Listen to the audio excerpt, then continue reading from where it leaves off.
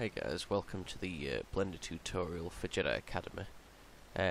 What we're going to be doing with this, for this first video, is basically just going through the setup for Blender, how to get it looking ready for your porting Frankenstein and whatever you're doing with Jedi Academy. And then further on down the line we'll be looking into actually doing the whole modelling work that comes with Jedi Academy by using Blender. There's a couple of useful tools that you can see in the description, such as ModView and Blender itself, as well as the link to import the Jedi Academy models into Blender and export them out of it.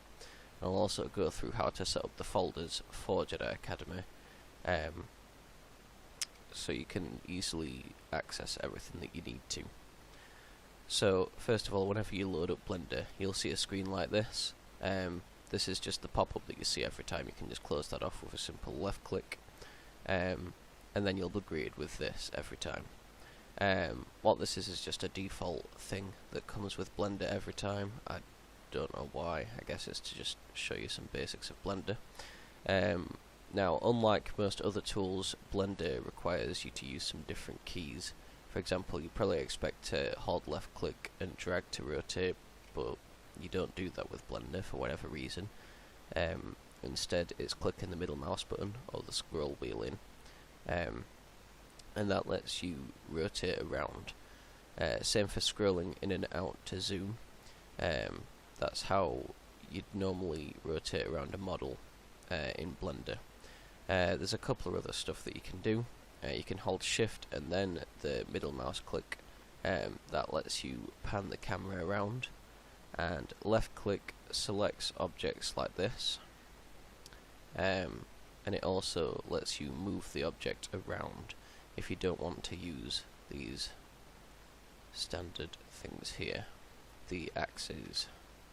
Now you'll notice I've got a program called Keepers running, so anything that I do on the screen that you don't see, it should show up there.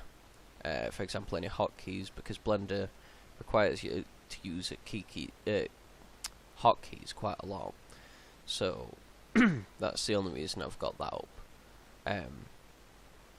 So there's some of the basics on moving the camera around and setting it up.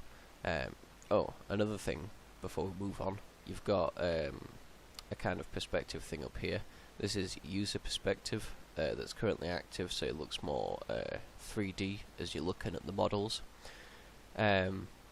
When I do modelling, I usually use orthodontic view instead, because it allows for more accurate representation on where parts of the models are, stuff like that. So on the right hand side of your keyboard, hopefully you've got one, you've got the number pad. If you don't, you can change that in the user preferences, so you can use the numbers along the top to do stuff that way. But to change the perspective, what you want to do is you want to press the number 5 in the middle, and that changes it to orthodontic view. So you notice things kind of look a bit more flat now. This, to me, is the best way to use Blender, because it allows for the most accuracy with what you're doing. But if you want, you can use the orthodontic view instead. Here's the differences between the two. As you can see, one looks like it's drawn on a piece of paper in math class, and the other one looks like a 3D model. There's a couple of other hotkeys with the number pad that are quite useful as well. So you've got a load of different viewpoints in Blender. For example, number 1 puts you to the front, number 3 puts you to the side, number 7 puts you above, and number 9 puts you below. And if you want to do the invert of that, Control and 1 puts you behind it, Control and 3 puts you to the other side, Control and 7, and then Control and 9 don't really do anything. They're not really that useful. So I think they're all the basic hotkeys we should be going through now, until we've actually started getting into the modelling stuff itself. Something else I like to do real quick, these little windows here, you can move them around, drag them and drop them. What I like to do is I like to extend this out and give that a bit more room, simply for the fact that it makes things a lot more easier when you're going through the whole model files, all the different meshes for the model. Um, and yeah, and that's it for that part. There's not really anything else you might want to do. I mean, you might want to make some extra windows, to which point what you'd do is these little 3 lines up here, what you'd want to do is you want to drag them. So say I could have 2 windows like that, and then this little box here, which is in the corner of every single one of these, except that one, oh no, it's at the top there. You have one in every single one, and what they do is they let you change the view that's in this box. So say I wanted another one of these, what I'd do is I'd click that, and I would go to the outline tool, what am I about, window, and then if you want to get rid of this, all you have to do is click these 3 lines here and drag across, and you'll see this little arrow pop up, and then it'll go like that, and it'll simply just fill it back in with this. If you go more advanced and start making several windows, let's make another one there. If you want to simply drag that across, it doesn't really work the same. What you'd have to do is you'd have to drag these up, and then drag that one back across, and you're back there. Now, with Blender, the only 2 real setups I have are the default view, as seen here, but I also use the UV editing view. This is for when I'm applying the textures to models in Blender, so I can see how they look, stuff like that. Now you'll notice this has gone back to user perspective view as well. So whilst I'm over here, I'll just click the number 5 to put that back to orthodontic view. And then this is your UV editing window. This is where you'll be able to see textures, input new ones, and it's also useful for if you're ever unwrapping the UV maps of models, such that you can pair them up with the actual textures itself. We won't be going into anything else with UV editing right now, we'll come back to it later. What we're going to do is we're going to set that back to default, and instead we're going to actually set up Blender so we can actually start importing and exporting some Jedi Academy models. So what you want to do is you want to go up to File and User Preferences, and when you're in User Preferences it'll probably start you up in Input or Interface, but you just want to click over to the Add-ons tab here, and you'll see you've got all categories, user categories, and import export. To make it easier, we'll just use the user one. You can use import export as well to find the actual thing, but we'll just be using user for now. So what you want to do is you want to go over to your internet browser, whatever that is, and you want to go to this link. I'll put the link in the description so you can find it a lot easier. But this is the Jedi Academy plugin suite for Blender 2.64 and above. So what you want to do is you want to download that. I'll just save it to my desktop. As you can see, I already saved it. Whoops. And then you want to go to Blender. Let's do that. And install from file. And then you go to desktop, wherever I put my desktop. Let's stretch this down. Desktop, and I saved it here. So then you just install from file, and then it'll come with a message like that at the top. And then it may or may not be ticked here. What you want to do? Oops, what did I do? Go away. You want to tick it to enable it, and then just save user settings, and then you can close that off. And then you'll notice when you come to File and Import, you'll have the extension for GLM as well as GLA for the Jedi Academy skeleton. But the only one we need to really focus on right now is the .glm. We can do the just importing of skeletons later when it comes to porting, but sometimes I like to just use the skeleton of existing models like Kyle Katarn. Simply for the fact that it's already set up with all the tags and stuff ready for the model. When you do the skeleton on its own, it doesn't actually have that. So let's, before I import anything, what I want to do is I want to remove this stuff off the screen. So what I usually do, just for quickness, is I press A and A again. What A does is it deselects everything or selects everything at once. Once I've selected everything, I'm just going to press X and click this, and it'll delete everything. So now I've got a fresh window ready to use. So what I'm going to do is I'm going to go to File, Import, and I'm going to go Model GLM, Desktop, and I already have a shortcut folder set up for it, but the way I'm going to go through it is my JK modelling, Jedi Academy, Game Data, Base, Models, Players, and then as you can see I've got a whole bunch of models here, some on default models from the actual base folder, some of the stuff that I've downloaded and worked on myself. So you can see I've got quite a lot. You won't actually have as many as me, or you might do. I don't know what you do with your spare time, but you could do. Anyway, what I'm going to do is I'm just going to import the Kyle model by default, and the one you want to import is model.glm. You can have it load a different skin by default as well when you're putting it in, but I'll just have it load the default one right now. So you'll notice the .skin files you've got here, aside from the menu one. You can load blue or red by default, or you can just load the default one, to which point you just put blue, red or default, and then you go up here and you click this, and here is the model. Now this is just the I forgot the name of the view for this one, but to actually show the textures you can just press Alt and Z and it'll show the textures, and then doing it again brings that mode up. Pressing Z on its own brings up the wire view mode, and then Alt and Z you can just get back there. Pressing Z on its own just circles between them two. So if you want to load the textures up, it's Alt and Z. So now we've got this up. You'll see here that this has been populated with this stuff now. What this is you've got these four model routes actually for Kyle.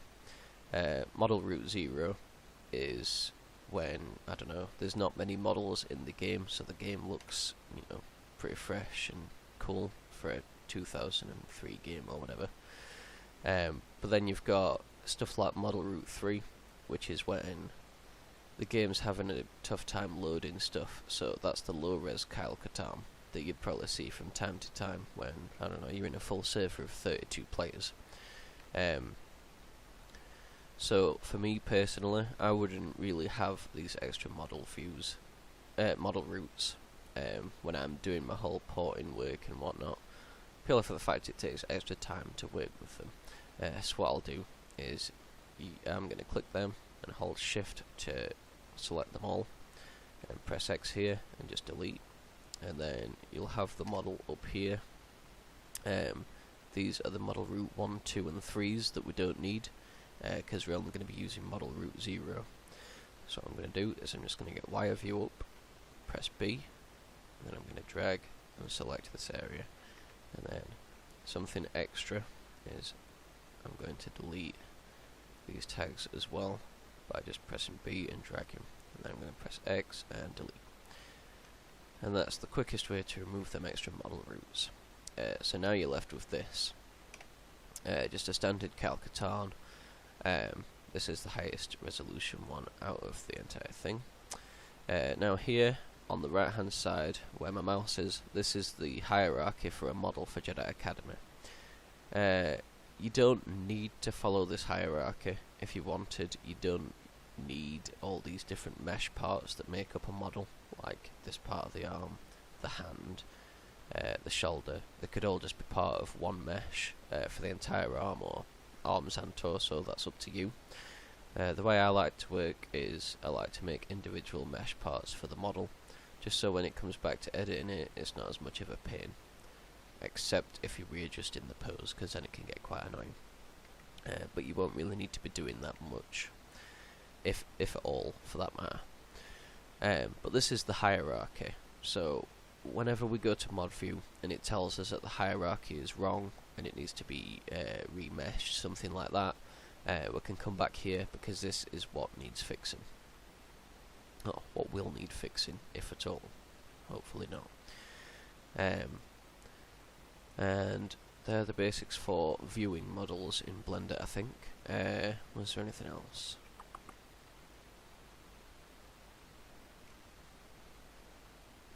Oh, right, yes. Something else I like to look at when I have the models up in Blender. When I'm doing my work, sometimes you'll have the skeleton root here. This is the skeleton that does all the animations in Jedi Academy. And what I like to do with this is I like to go onto this tab and use X-ray mode, and you can include the names as well, because that can be useful for you later if you're doing this on your own. But most of the time I don't really need the names on it. But this basically allows you to see the skeleton through the model, so you can actually see the different parts of the skeleton, I guess, and where everything is. And then what it also allows you to do, a lot easier than before, is you can go down here and you can change the skeleton to pose mode. Before doing that, make sure you're actually selected onto the skeleton from either here or by right clicking it here, and come down here and select pose mode, and then that allows you to fiddle around with the animations in Blender. So say I could press R to rotate around the point of origin, and then it'll do that with the different parts that I've clicked on, just to see how all the different things work. Pelvis just moves the entire model. Just think of the pelvis as the origin point for the skeleton, I guess. But yeah, there are some other stuff you can do with the skeleton as well, like pressing G. I'm probably selecting the wrong part. You can press G and you can move stuff around like that instead, but that's probably not going to be as important. Something you can do with your left click on your mouse, you can move this little thing here, it's like the point of origin, but the rotation still only really rotate around that at the moment. What you can do once you've changed this is you can go down here and you can change the pivot point to the 3D cursor instead. So now when I rotate, it'll rotate around that point instead, instead of around the active element, which is what it was before. And then if you ever go too far off the screen, or it's too way out, so to speak, something you can do to recenter yourself is just press Shift and C, and it'll bring you back.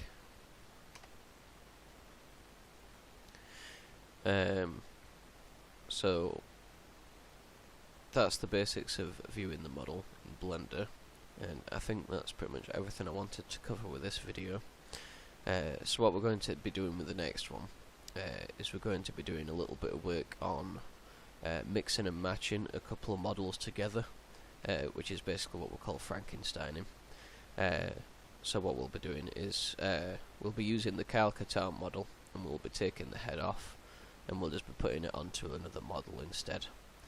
And I'll be showing you how all that works, and then how to have it animate as well. One thing that I forgot to mention, I said I was going to do it earlier, but it just completely crossed my mind.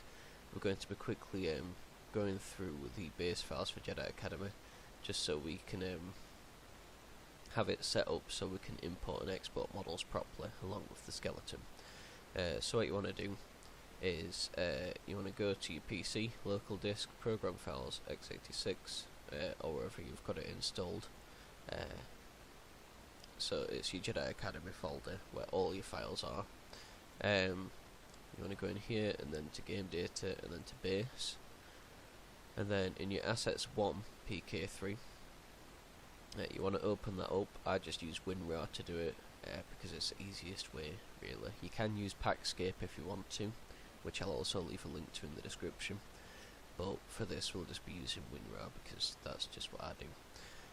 So you go into the models folder and then players, and then the only things you really need are the underscore humanoid folder and then whatever models that you're working on. The underscore humanoid is what contains the skeleton file for Jedi Academy. All the other humanoids aren't really important, so you can if you wanted to you could extract everything. And then what you want to do is you want to have a folder set up basically exactly like that.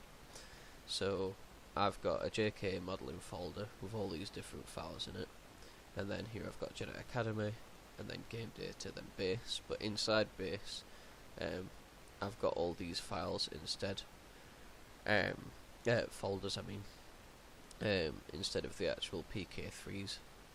So I'll do a models folder, and then players, and then I'll be putting them in here.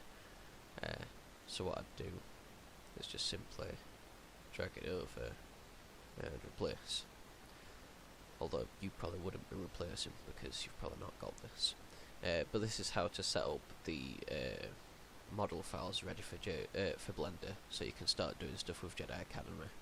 Because if you don't, and you're just trying to put in the model itself without the skeleton, you probably get a couple of errors. Same for if you're trying to import a Jedi Outcast model alongside it. The easiest way to do that is either have a second folder for Jedi Outcast with your Jedi Outcast files from the Assets 1 PK3, or you can just take out the skeleton, which is in the humanoid folder, and then just have two humanoid folders, and then whichever one you want to use at the time. Say I don't want to use the Jedi Academy one, I'll just rename that so it doesn't load it by default, and then I'd rename the Jedi Outcast one to just be _humanoid, and then Blender would load that one by default when loading up the model files that you need. But yeah, I just had to go through that really quick, just so we didn't have to go over it again in a different video. But thanks for watching, I'll see you later.